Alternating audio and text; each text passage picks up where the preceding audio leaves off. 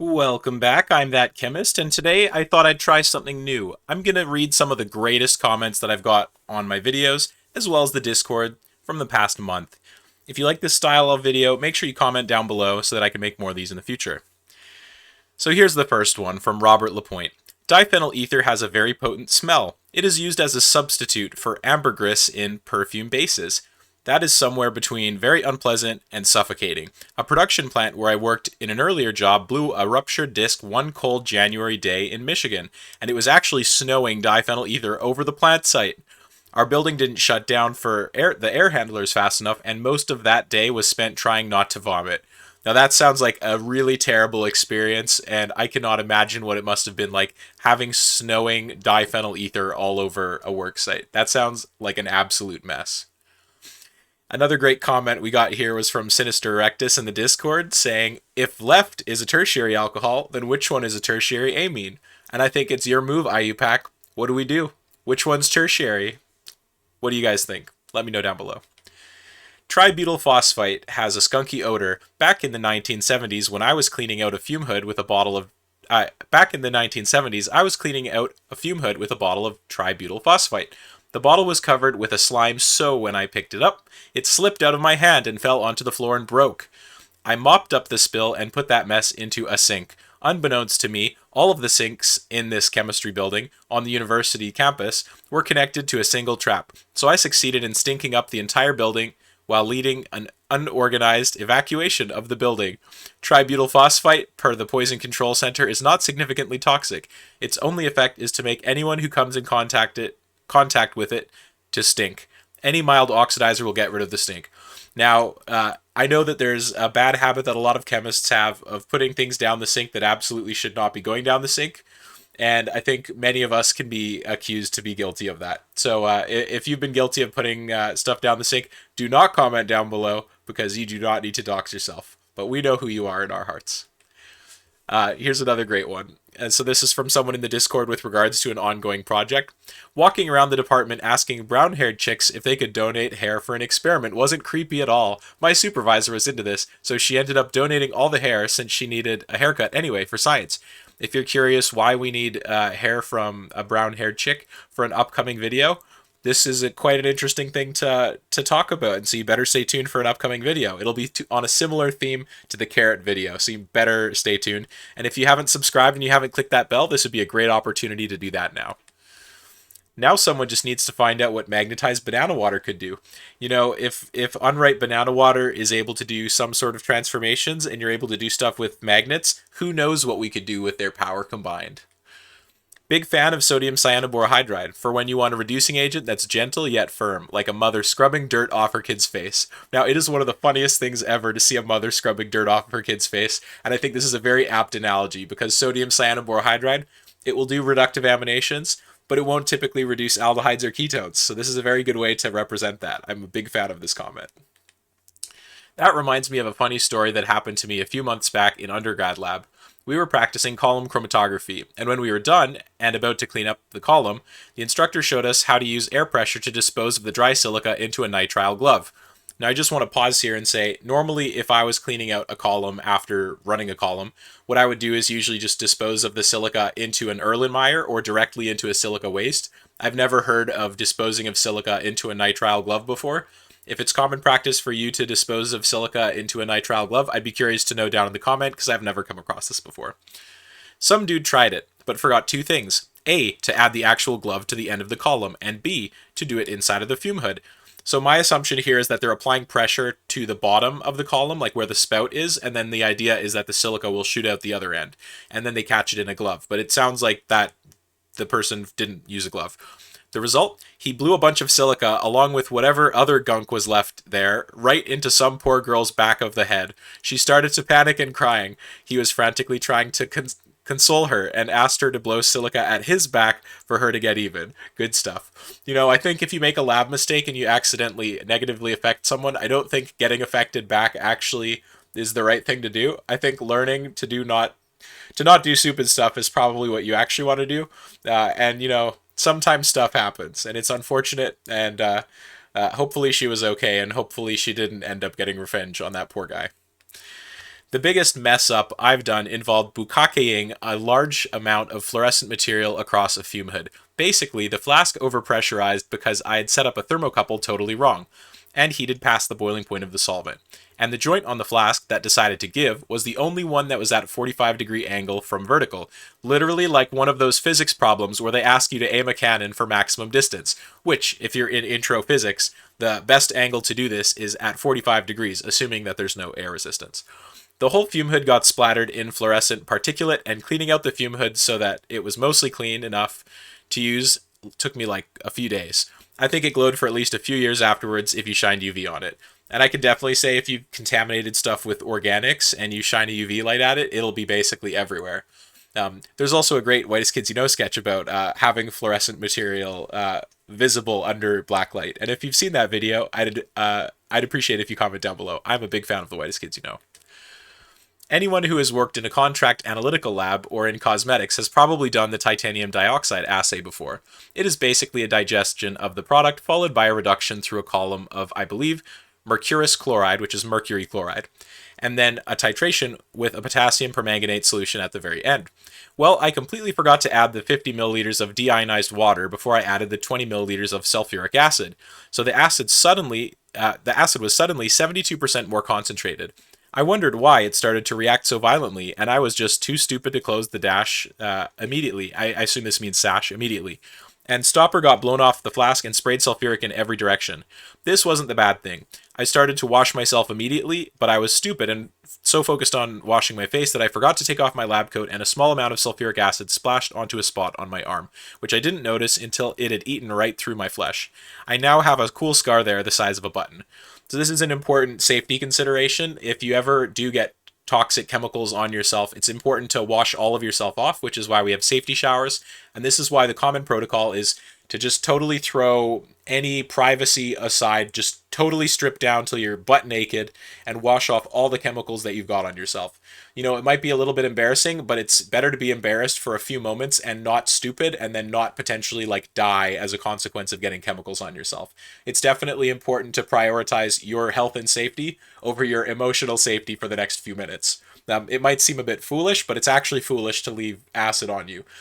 However, I would say here it is important to prioritize your eyes and your face, because if you lose sight in your eyes because you're focusing on the rest of your body, that could be a little bit foolish. However, it is important to get everything off if you get anything potentially dangerous on yourself. And you can spend like half a second figuring out if it's dangerous enough to warrant that kind of action, but especially if you've got something like concentrated acid on yourself, it's definitely a case where you need to get completely stripped down and get right to the safety shower as fast as possible. And if you're doing chemistry somewhere without a safety shower, you should contact the people involved with installing a safety shower, because it is definitely important to have eye wash and a shower available immediately in case crap hits the fan. My industrial testing lab fired its metal testing manager and his underling took over. He found a pretty coin with a pretty logo and he simply put it in his back pocket. It was the Nuclear Regulatory Commission logo. The coin was sodium-22, radiation source. And so this is a radiation source for the commission. In the 3 days he carried it, he received a lifetime dose of radiation. So if you're working somewhere with radioactive materials, usually they take it pretty seriously, and the regulation of materials is well controlled. But in this case, something pretty dumb happened, and this guy just literally took radioactive sodium and was carrying it around. Hopefully you never do anything like that. However, I do know people who've worked at places like cyclotrons typically have some pretty horrifying radio stories, and I'd be really interested in hearing those down in the comment if you have any horror stories. Dumbest thing I ever did: put a cold trap containing residual HCl and thionyl chloride into a base bath without rinsing it properly first. Got a face full of base bath, leaving me pock-marked for a while. This is just saying that they had marks on their face from where the base bath hit them. If I hadn't been wearing safety glasses, I could have been blinded. Also, a tiny bit went into my mouth, so yes, I have tasted base bath. This is why people encourage you to wear a full face shield when handling base baths. Have I been guilty of not wearing a face shield every time I've used a base bath? Yes. Have I wore a face shield many of the times I've worked with a base bath? Also yes. So I would say it's always better to go the extra mile and protect yourself when possible. Normally, when people have guidelines for stuff like this, for how to do stuff safely, it's because of reasons like this. You never plan to have a mouthful of base bath, but if you're shocked, you typically open your mouth, and you're going to be even more shocked when you get a mouthful of base. So definitely always prioritize your safety. The other day, I was refilling my DCM wash bottle. Not enough room on my bench, so I stood up and put my wash bottle on my stool. Pulled out the big DCM jug and filled the wash bottle. Spilled a bunch of it on the stool, but not enough to prompt me to wipe it up. Figured it would just evaporate away and all would be fine. Immediately sat back down on the stool. My butt started burning. It took me a solid 5 seconds to realize why. Now, I've definitely had that before where I've sat on a chair after a little bit of solvent had got on it. Usually it was acetone. And then you stand up and the chair just like sticks to your pants. Just because it's a volatile solvent doesn't mean it can't swell the rubber or whatever material that the chair is made of. So it's definitely important to give any surface a bit of time to degas whatever solvent, or to evaporate off whatever solvent could have potentially been absorbed. It's not worth getting a butt covered in DCM just to save yourself a couple seconds. In my institution, we have barrels with a pumping mechanism for technical grade solvents. Now, I'm quite familiar with this. This is how we typically dispense solvents in my lab, so that you could bring a can from the lab and fill it up there. I placed my can for THF under the tap of the barrel and gave it a couple pumps. When nothing came out, my colleague came over and wanted to try. Suddenly, the THF shoot out so violently it hit the funnel, it went vertical up in the air, and showered me with THF. Now that's terrifying. I've definitely accidentally got sprayed with small amounts of ethyl acetate before, and maybe like a little bit of hexane, but not like a lot. I was once doing a column, a really big one, for like 20 grams of product, just minding my own business, collecting the fractions. Out of nowhere, I heard the sound of glass cracking, and I looked up and I see this rapidly growing crack going up vertically down the column. And I'm assuming here that they're actually physically talking about the glass of the column and not just like cracked silica like you might get in a cracked column.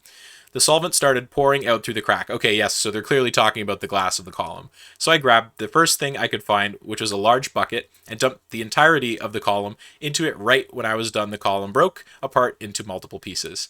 So yeah, he was able to save the silica, so that's good. It could have been a much worse incident. So I guess if there was like a hairline crack and you applied pressure to a column, the whole thing could shatter. The worst accident I have seen was when a PhD student in my lab was working with liquid nitrogen and had nitrile gloves on. The dewar fell over and all the nitrogen poured over her hand. She took the glove off, and with it, she ripped most of the skin off her hand. It took a couple of months to fully grow back. So if you get, a cryogenic liquid inside of your glove, it can keep cooling really quickly, where normally the Leidenfrost effect, which is just the rapid evaporation of a liquid when exposed to a much hotter surface, would normally protect you. But in something like a glove, because the nitrogen's confined in there, it could immediately freeze your skin. Even after a little bit evaporates, the rest of the nitrogen's there pooled right against your skin. And so it's definitely possible to get frostbite, and it sounds like that's what happened in this case. The heating a sealed vial reminds me of a story from undergrad OChem lab. We were doing a Diels-Alder in diethyl ether, and we were instructed to use a warm water bath to gently heat the ether to dissolve everything. So this is probably lukewarm, because ether has a relatively low boiling point, like around 30-ish. A few students instead decided to use boiling water and sealed the vials. The TA sees this and tells them to take it off the heat and unscrew the cap. So the issue here is they took it off of the heating and immediately unscrewed the cap instead of letting it cool down to room temperature first. The student does. This is in the opposite order. The ether boils off immediately and the vapors ignite on the hot plate. So many solvents have a very low flash temperature, and if there's sufficient heat to auto-ignite the solvent, the rest of the solvent can go. So sometimes people will warn you about using a heat gun, which is basically just like a hair dryer, but for the lab, near solvents. And the issue with this is if some of the solvent vapor gets into the heating elements, it can reach its auto-ignition temperature, and that can cause all of it to ignite. There's also been instances where workplace safety videos have been made because of other issues with heat guns, and I'd say heat guns are a double-edged sword. Yes, they're safer than an open flame, but they can also start fires because we don't think of them as an ignition source as easily. And in this case, we just have no heat gun but a hot plate near the ether. Another fun story. We were doing some sort of experiment in high school with copper sulfate, and in a class prior to mine, a student was adamant that copper sulfate was just pop rocks. So they thought that, pop rocks are blue, some of them are, so it must just be copper sulfate. So adamant, in fact, that she decided to eat a few of the crystals. She was promptly sent to the hospital to pump her stomach and then was suspended.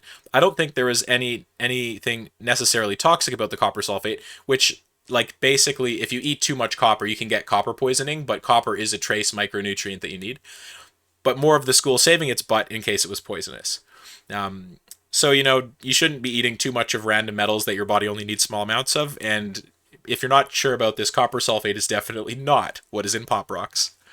So you're telling me that instead of using sodium borohydride or set up a bunch of stuff so lithium aluminum hydride doesn't kill me, I can simply just put in a carrot. And if you haven't seen the carrot video where ketones are reduced to alcohols, I'd encourage you to go check that out now. And it seems if you try this out and it doesn't work in your case, I'd be interested. It seems that carrots have some sort of enzyme, such as a keto reductase, which is able to efficiently reduce ketones to alcohols. I assume that this also works for aldehydes, but I'd like one of you to verify that potentially. We are currently working in the Discord on a couple other new projects that we're going to show in future videos. And if you have lab space and if you're interested in helping out with that, I'd encourage you to come and join the Discord. It's a fun place where people help solve each other's problems and work on tackling problems like this so that we can show this seemingly bogus science is actually reproducible. This is from Which Oxidizer is Best. I don't know why, but I find these videos so calming that I often watch them as ASMR. That's not really why I make these videos, but you do you. I wonder if using Belle Delphine's bathwater would improve yields. If anyone's interested in trying to do a benzoylation reaction with Gamer Girl bathwater, I would be interested to know how that goes. You can let me know in the Discord. This is the last one we got here. This is from a Leaving Groups episode of my lecture series, and someone said that their dad must be a Dizonium. And if you get that joke, you can comment down below. So if you've enjoyed this type of video, let me know. I'd appreciate knowing that. It would really help out this channel if you left a like and subscribed. And I hope you have a great day.